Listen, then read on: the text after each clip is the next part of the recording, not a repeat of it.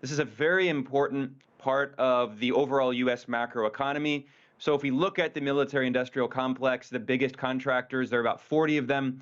They represent more than $1 trillion in market capitalization.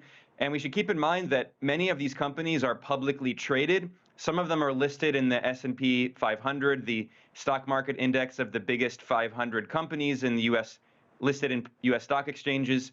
And that means that a lot of people who have pensions or 401ks, retirement funds, they're actually invested in some of these companies, and they probably don't even know it because they're listed in these stock market indexes. Right. And if you read the financial press, if you listen to financial analysts, they'll often point out that some of these big weapons contractors actually outperform the S&P 500. So this is a way in which the U.S. has designed this system in a very insidious way that encourages wealthy people in the U.S. and around the world to invest in these companies, because obviously we can see that the U.S. has been at war constantly for decades, and this is a way of we're basically pressuring people to buy in because they have an incentive, a financial incentive to profit from all of this.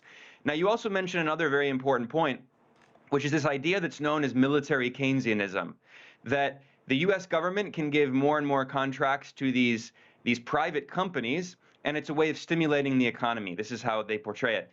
In fact, Politico cited an anonymous senior official in the Biden administration who was trying to pressure people in Congress to vote for sending tens of billions of dollars in military support to Ukraine in the name of stimulating the economy, creating new jobs.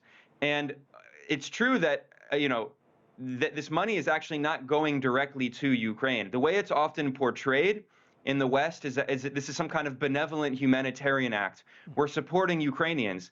In reality, most of this so-called military aid is in the form of grants that go to U.S. military contractors. That is, it's a form of subsidies, essentially, to the military-industrial complex and to these contractors who also fund U.S. politicians, some of the biggest donors to members of Congress.